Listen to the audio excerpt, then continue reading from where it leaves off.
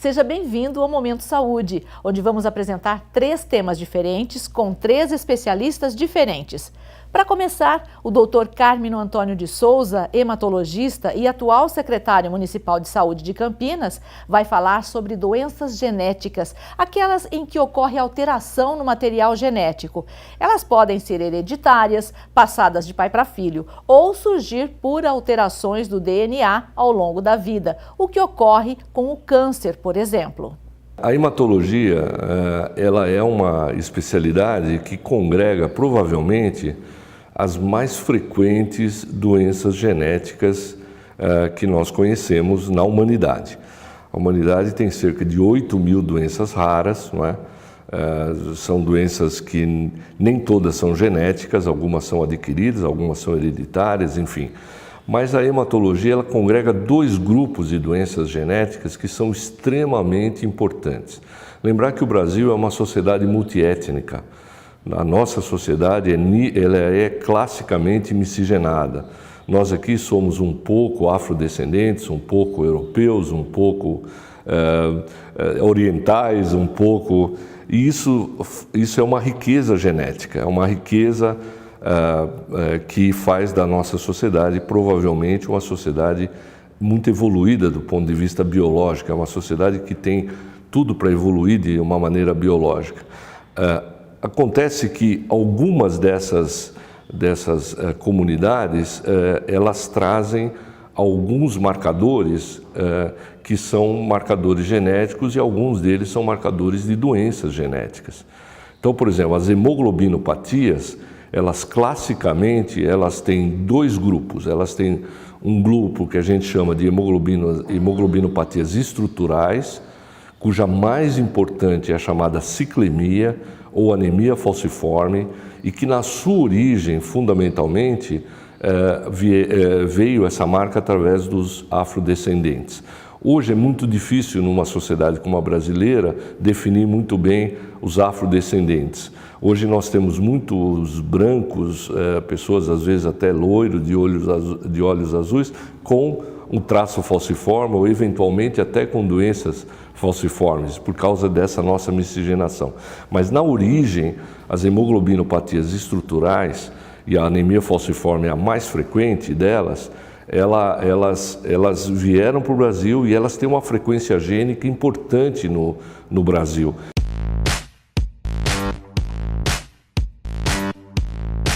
É variável. O Brasil, nós temos uma população, como eu já disse, muito miscigenada, mas a prevalência das hemoglobinopatias é maior no Norte e Nordeste. Mas no estado de São Paulo, por exemplo, essa frequência não é desprezível, é da ordem de 6% da frequência do gene para anemia falciforme.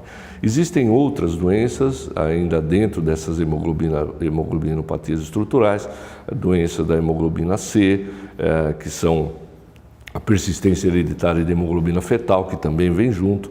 Então, são doenças que, hoje, por exemplo, o município de Campinas tem uma lei que obriga a fazer o teste ao nascimento para saber se a criança tem ou não a hemoglobinopatia estrutural. Felizmente, a grande maioria tem o traço falciforme e esse traço não causa um dano à saúde. Ele pode eventualmente ter a crise, etc., mas isso pode ser perfeitamente prevenido com alguns cuidados muito simples, hidratação, aquecimento durante o inverno, enfim, alguns cuidados, tratamento rápido de um processo infeccioso, cuidados durante um ato anestésico. Então, o traço falciforme normalmente são pessoas que têm uma vida absolutamente sadia.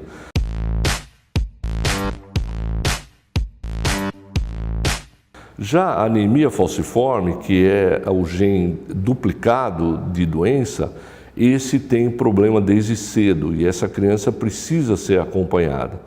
E é muito importante saber que o que se faz na infância se reflete no futuro da pessoa. Então, muito da vida curta dessas pessoas se deve aos cuidados inadequados na infância. Felizmente, hoje, o trabalho feito por várias entidades aqui de Campinas, a Unicamp, o Boldrini, a PUC, a Maternidade, o Mário Gatti, que cuidam de crianças, eles cuidam para que essas crianças tenham o mínimo de crise possível durante a infância, tenham o tratamento adequado, para que possam ter uma vida longa e uma vida com qualidade de vida. Então, a anemia falciforme, de todas as hemoglobinopatias, é a mais frequente, é a que causa a maior morbimortalidade e são doenças que precisam acompanhamento muito adequado desde a infância muito tenra, não é? Outro grupo de doenças genéticas importantes são as hemofilias, não é? As hemofilias, a hemofilia A, que é a deficiência do fator 8 da coagulação. A coagulação é como se fosse uma cascata de fatores, não é? Um ativando o outro até você formar o coágulo, não é? A hemofilia A, falta esse fator oitavo, que é o fator, os fatores procoagulantes importantes. A hemofilia B é o fator 9 e a hemofilia C é o fator 11, mas a hemofilia B e a hemofilia C são muito mais raras do que a hemofilia A. Hoje, os hemofílicos têm uma vida muito mais controlada, muito mais passível de ser prevenida as crises de hemorragia, tendo em vista a evolução da medicina, a evolução dos fatores de coagulação, sejam fatores derivados, hemoderivados, com tratamento que evita a transmissão de doenças, sejam os fatores construídos por engenharia genética, que são absolutamente seguros. Cada doente precisa daquilo que ele precisa, e para isso existem centros especializados, não é? Aqui em Campinas nós temos centros especializados com mais de 300, 400 pacientes com hemofilia. Eu vivi uma época dramática da hemofilia, porque, principalmente na década de 80, no início da transmissão do vírus HIV, que foi realmente uma grande apreensão para a humanidade como um todo, uma vítima muito grande desse processo foi o hemofílico. Nós chegamos a perder no Brasil mais de 2.000 pacientes com hemofilia. Eu vivi uma tristeza muito grande na minha época, no início do desenvolvimento da hemorrede, porque nós perdemos muitos pacientes. Alguns pacientes são pacientes muito conhecidos, é o caso do Renfio, o caso do Betinho, que era irmão dele, pessoas importantes morreram por transmissão de vírus naquela época, a gente não tinha produtos seguros, felizmente não é a situação de hoje. Então, hoje os hemofílicos eles são tratados em centros de especialidade, onde eles podem receber fatores para prevenir hemorragias, onde eles podem tratar do ponto de vista fisioterápico, onde eles podem tratar do ponto de vista odontológico e podem ter uma vida plena e uma vida longa, com muito boa qualidade de vida. Então, hoje, tanto as hemoglobinopatias como as hemofilias, elas são tratadas em centros de especialidade, nos hemocentros, nas especialidades de hematologia, e tem grande condição de viver muito e viver bem. O importante não é só viver, é viver bem. E acho que a gente está conseguindo, nesse momento, oferecer uma gama de estratégias terapêuticas que fazem com que esses pacientes possam viver muito mais e melhor. Daqui a pouco a gente volta com outro assunto aqui no Momento Saúde.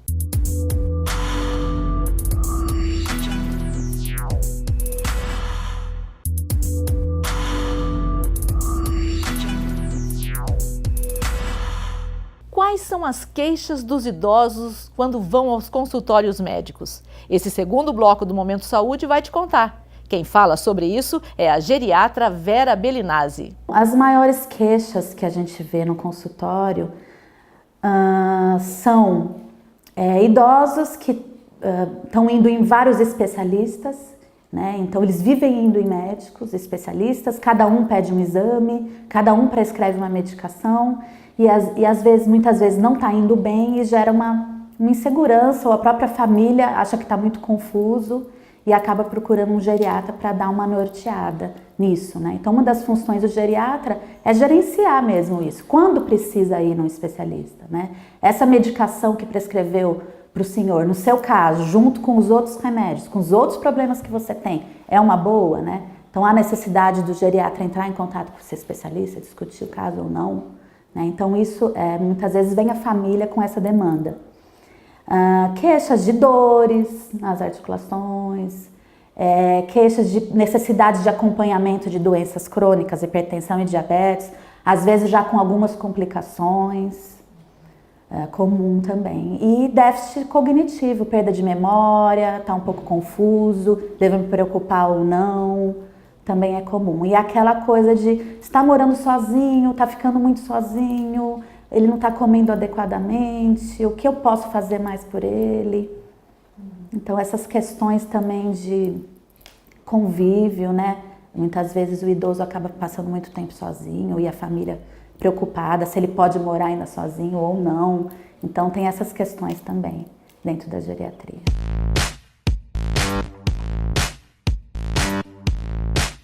É muito variável, aí depende de cada caso, né? Muitos idosos eles fazem questão de manter a sua autonomia e morar no seu próprio espaço até quando possível. Eu acho que se houver uma segurança razoável, enquanto ele puder manter a autonomia, eu acho que é interessante, mas isso precisa ser avaliado caso a caso.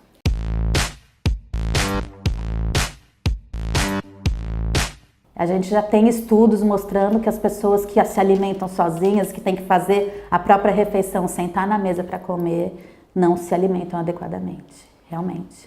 Então, às vezes, a família, antes de sair de casa, já deixar mais ou menos pronto para ele estar esquentando, ou estar ligando, né? Ou pedir para um vizinho, alguém vir. São algumas outras possibilidades, né? Comprar de algum lugar alguma coisa diferente que ele possa solicitar por telefone. A gente tem que ir dando um jeito, né? Porque nem sempre é possível ficar alguém junto com essa pessoa o tempo todo.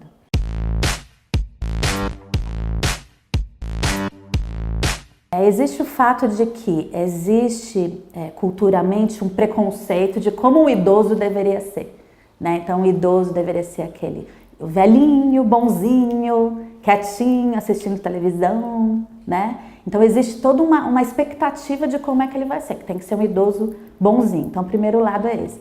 O segundo lado, que muitas vezes é imposto para o idoso fazer uma coisa que ele não aceita, que ele não quer, e muitas vezes a gente acaba cerceando uma autonomia que ele poderia ter maior, né? Então às vezes ele tá teimoso, vamos dizer assim, porque ele quer fazer do jeito dele, ele quer se manter autônomo, né? Então tem os dois lados da moeda, a expectativa da gente e a necessidade de manter a autonomia. É lógico que a gente imagina, ele quer, com 90 e tantos anos, ele quer sair andar na rua sozinho ou ir ao banco. Eu entendo que há um receio por conta da violência, né, que existe aqui, mas eu acho que a gente precisa tentar um equilíbrio entre ser paternalista demais e deixar a liberdade total. Eu acho que a gente precisa ser mais equilibrado.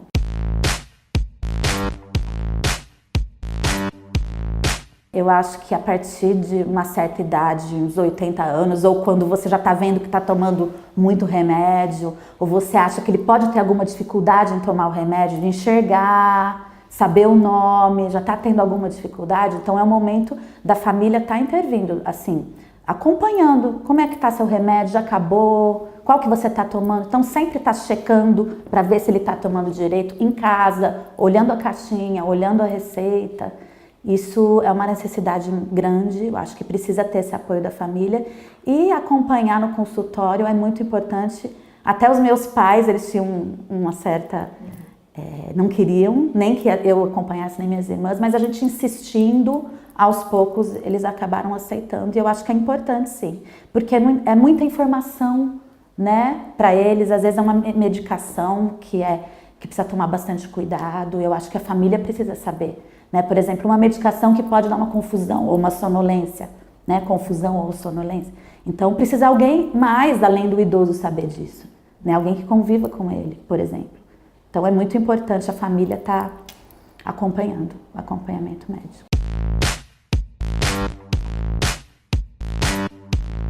Está tendo muito desenvolvimento na parte de cardiologia, na parte de endocrinologia. O que a gente tem visto na prática é que o perfil de doenças nas pessoas, nos idosos, está mudando bastante. Por exemplo, na época da minha residência, a gente não via muito idoso sobrevivendo com problemas de infarto, angina, tanto tempo como eles estão sobrevivendo hoje. Então isso é devido ao avanço tecnológico, os stents, os tipos de cirurgias, né? Os stents que são colocados com angioplastia dentro da coronária. Então isso tudo é muito novo e propiciou então maior tempo de sobrevida com esse tipo de doença. Então é um avanço muito grande que tem tido e a gente acaba vendo idosos com doenças que a gente não via antes, né? Então houve um desenvolvimento bem grande nessa área. De endocrinologia, vários medicamentos novos para diabetes, que são medicamentos mais seguros para idosos. Então está tendo bastante desenvolvimento, sim.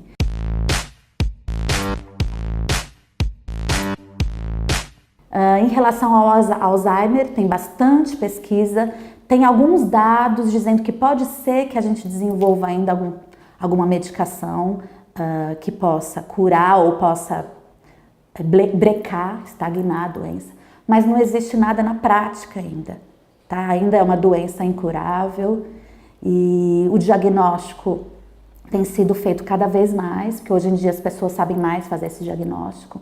Isso não é natural do envelhecimento, a pessoa ficar com confusão mental, esclerosado, como diziam antes, isso não é natural do envelhecimento, que é frequente. Cerca de 50% dos idosos com 80 anos tem algum grau já de Alzheimer. Então, quanto maior a idade, maior é o risco de ter isso.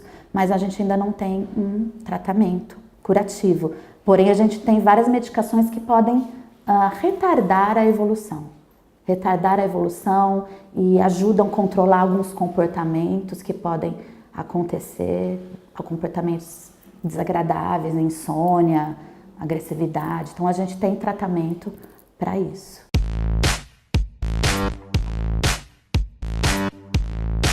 A paciência é com muito amor, né? Com muito amor. Não é fácil, porque às vezes o idoso ele acaba agredindo o próprio filho, ou dizendo que não reconhece. Então essas pessoas que cuidam desses idosos demenciados, elas precisam de ser cuidadas também. Elas precisam de um apoio psicológico, um apoio do ponto de vista técnico, como que eu estou fazendo, está certo ou não. Isso a gente tem tido muito, esses grupos de cuidadores. Mas realmente não é fácil, é necessário muita dedicação, paciência, amor e buscar ajuda nesses grupos. Por exemplo, a BRAS, existem vários grupos, Associação Brasileira de Alzheimer. O Momento Saúde volta já já.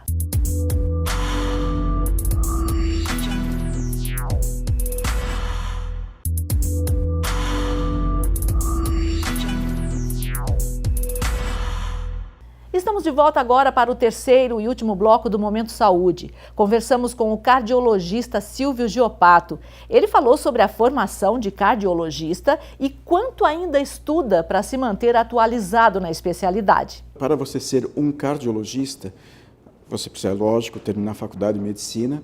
Depois você tem mais 2 anos de residência de clínica médica, então você precisa cumprir esse programa de 2 anos de clínica médica e depois você faz uma nova prova para entrar numa residência de cardiologia. Então nós temos que passar no vestibular, tem uma faculdade de 6 anos, depois tem uma prova para você ingressar num programa de residência de clínica médica. Terminado isso, você tem que fazer uma outra prova para concorrer para uma vaga de cardiologia, de residência em cardiologia.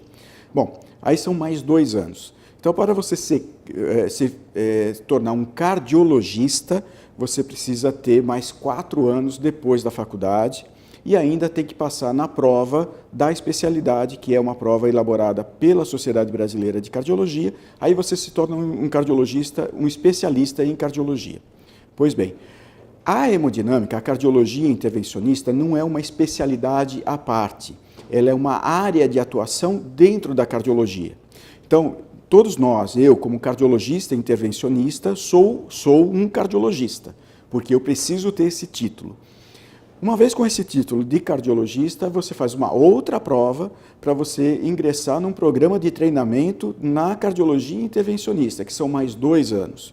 Então, para você se tornar um cardiologista com área de atuação na cardiologia intervencionista, que é a hemodinâmica, são mais 6 anos. Então, são mais uma faculdade que você precisa fazer e várias provas. Então você tem a prova para ser admitido no programa de treinamento em hemodinâmica.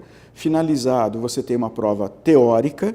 Se você passar na prova teórica, você tem uma outra prova prática, onde você vai executar um procedimento, uma angioplastia, sendo avaliado por uma banca de experts. Uma vez que cumpriu isso, então você é de fato um cardiologista intervencionista. Então a jornada é longa, 12 anos.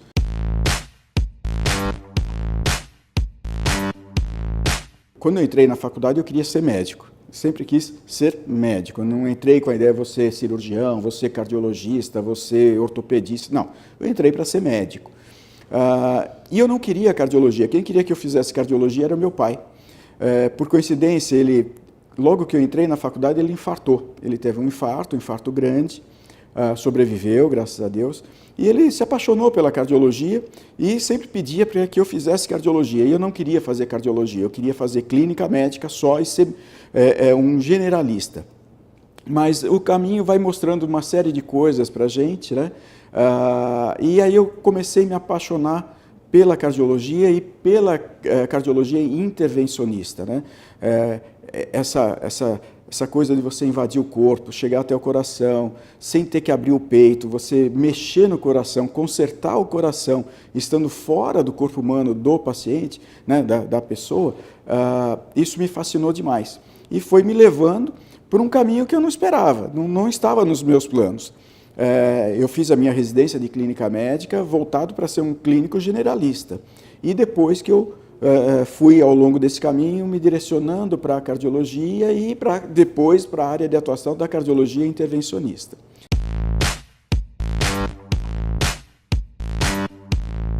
Hoje em dia existe um movimento muito estranho dentro da carreira médica. Primeiro, a abertura de muitas faculdades, um excesso de faculdades, sem estrutura para formar bons médicos. E todo esse caminho que eu te coloquei, de residência de clínica, residência de cardiologia, treinamento na cardiologia intervencionista, estão querendo acabar com isso, estão mudando, pessoas estão fazendo treinamentos mais curtos e se habilitando também a se aventurar nisso. É bastante perigoso, porque é uma área muito complexa, extremamente delicada, exige muito treino, dedicação exclusiva durante 2 anos, treinando isso. Então, uma formação que não siga esses padrões, que não siga esse currículo programático, eu acho que é temerário. Espero que esse movimento não tenha frutos, né? Não consiga, porque com certeza vamos colocar muitos brasileiros em risco.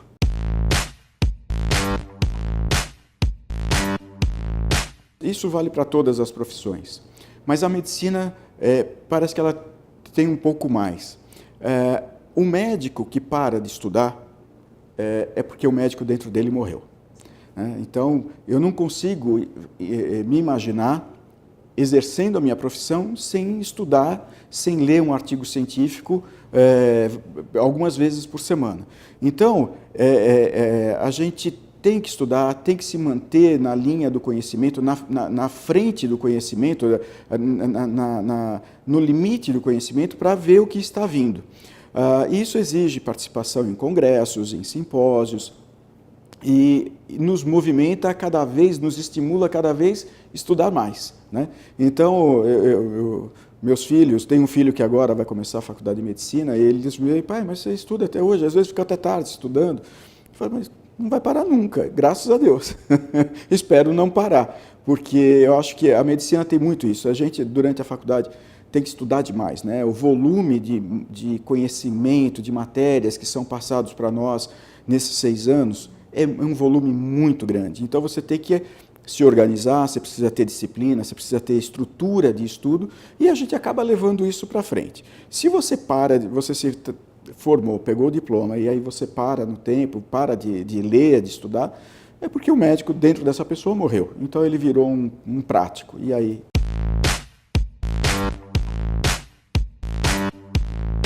Hoje em dia, não dá mais para você achar, acabou, não preciso mais estudar, o que eu sei já é suficiente. Seja lá qual for a profissão que você esteja, você tem que se reinventar a cada dia, você tem que melhorar os seus processos, os seus resultados, seja para mostrar para o seu chefe, para a sua instituição a qual você trabalha, mas no caso do médico, né, a gente tem que oferecer para o paciente os melhores resultados. Então, não é para a gente... É lógico que eu trabalho para a instituição, para o nome da instituição que eu represento, evidentemente, isso é um ponto importante, mas o mais importante é a qualidade do serviço que eu ofereço para os pacientes, porque eu estou lidando com vida, eu estou lidando com qualidade de vida, eu não posso tornar a vida daquela pessoa pior do que ela era antes, ou fazer ele se submeter a um risco desnecessário. Então, por isso que o estudar é importante, para que a gente conheça os limites, até onde a gente está produzindo um benefício para o paciente, ou até quando a gente começa a oferecer futilidade, ou seja, você está expondo o paciente ao risco e sem real benefício. Portanto, o estudar vale para todos. Nós temos que ser, a cada dia, melhor do que ontem. Né? Nós ficamos por aqui. Sugestões, críticas e elogios podem ser feitos pelo WhatsApp da TV Câmara, que é o 998 11 0260. Obrigada por ter ficado com a gente. Até o próximo. Tchau.